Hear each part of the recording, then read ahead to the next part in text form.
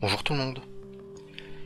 Il y a 48 heures, un jeune garçon de même pas 12 ans a été percuté par une voiture de police à l'issue d'une course-poursuite pour échapper à un contrôle.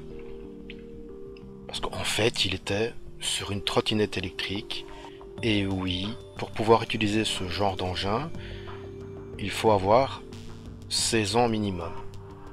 Je vous laisse lire les morceaux des articles que j'ai regroupés ici. De toute façon, tous les liens sont en description, donc vous pouvez aller compulser les articles complets. Mais en gros, les choses qui sont intéressantes selon moi, qui sont intéressantes à souligner, c'est que la course-poursuite a eu lieu dans un parc. Parce que manifestement, le jeune circulait dans le parc, il ne circulait pas sur la chaussée. Il essayait la trottinette, qui faisait partie de la famille donc, et c'était juste pour l'essayer, et il a fait ça dans le parc.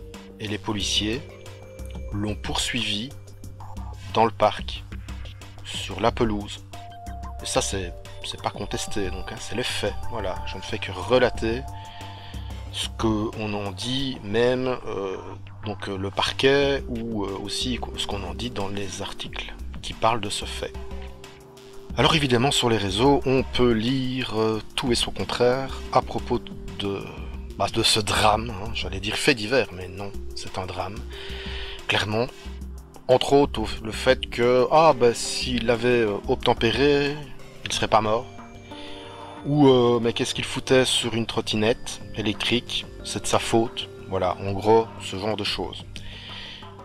Quand c'est pas carrément des commentaires qui en profitent pour taper sur le dos des cyclistes et des utilisateurs de trottinettes en étalant en plus leur incompétence au passage. Alors je tenais à faire une vidéo pour rappeler un petit peu ce qu'il en est réellement et factuellement lorsque la police, entre autres, doit contrôler quelqu'un et quel est l'usage que la police doit faire de la force. Et bien pour ça, il faut aller voir ce qu'en dit le code de déontologie des services de police. Là encore, je vous mets le lien en description si vous voulez aller compulser tout ce code. Je vous ai pris quelques morceaux choisis. Article 3. Les membres du personnel respectent et s'attachent à faire respecter les droits de l'homme et les libertés fondamentales. Et c'est quoi les droits de l'homme ? Eh bien voici un rappel de la Déclaration universelle des droits de l'homme qu'on peut trouver entre autres sur le site d'Amnesty International. Je vous lis déjà juste les 3 articles. Article 1. Tous les êtres humains naissent libres et égaux. Article 2. Toute personne doit être protégée contre la discrimination, indépendamment de son origine ethnique, de sa couleur de peau, de son genre, de sa langue, de sa religion, de ses opinions politiques et de son lieu de naissance. Article 3. Tout individu a droit à la vie, à la liberté, à la sûreté de sa personne. Je vais continuer à vous lire quelques articles. Je n'ai donc du coup pas pris tous les articles, mais j'ai répertorié quelques articles qui me semblaient intéressants pour comprendre comment un policier doit agir, quelle liberté il a, quelle obligation il a. Ici c'est intéressant aussi. Article 16. Le fait de refuser d'obéir aux ordres de ses chefs ou de s'abstenir sciemment de les exécuter constitue un manquement. Je vous passe l'autre paragraphe, mais je vais passer directement à un autre qui me semble intéressant aussi. Toutefois, un ordre manifestement illégal ne peut être exécuté. C'est intéressant ici. Ne peut être exécuté. Ce n'est pas peut ne pas être exécuté. Non, non, non, c'est ne peut être exécuté. Ça veut dire que si un ordre est illégal, un policier doit ne pas obéir. Autre chose qui me semblait intéressant et important au niveau de l'impartialité dont les agents de police doivent faire preuve. Je vous lis directement l'article 23, mais je vous laisserai lire l'article 22. Sans préjudice de l'obligation de prendre immédiatement des mesures urgentes en vue de garantir la sécurité et le bon déroulement des devoirs ultérieurs, les membres du personnel qui sont impliqués personnellement dans une affaire de telle sorte que leur impartialité pourrait être mise en cause, s'abstiennent de s'engager personnellement dans le traitement de celle-ci. Donc, et je trouve ça très bien qu'il y ait ce genre de choses dans le code de déontologie de la police.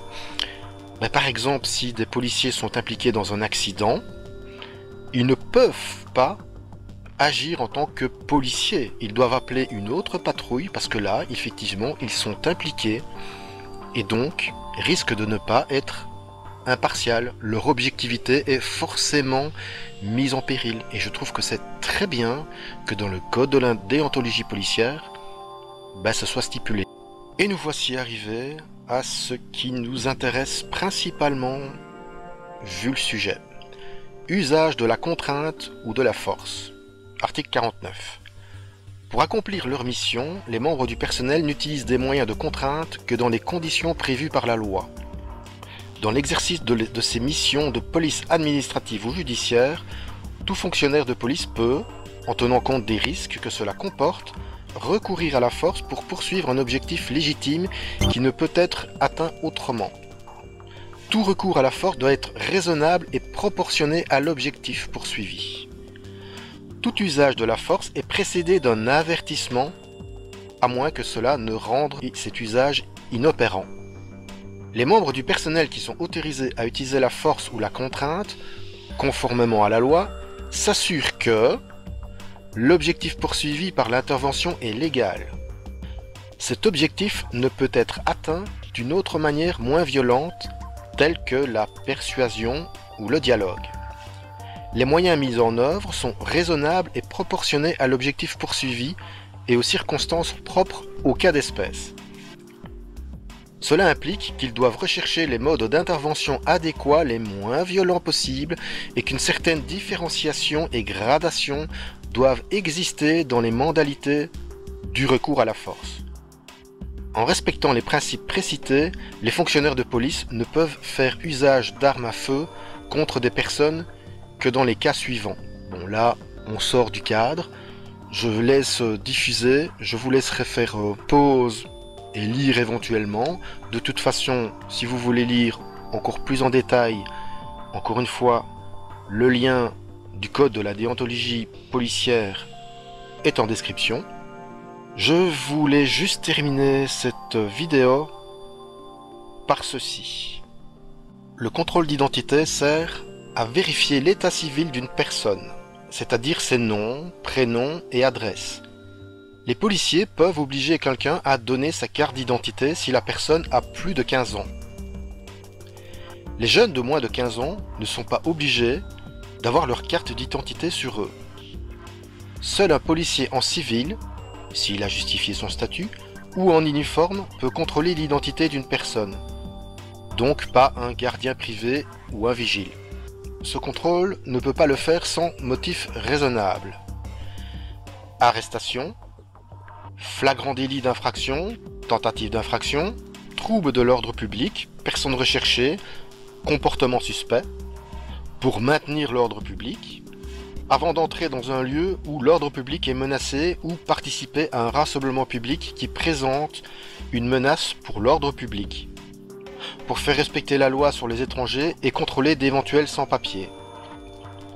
Franchissement d'une frontière extérieure de l'espace Schengen, aéroport, port, terminal Eurostar. En dehors de ces cas prévus par la loi, les policiers ne sont pas autorisés à réclamer la présentation de la carte d'identité.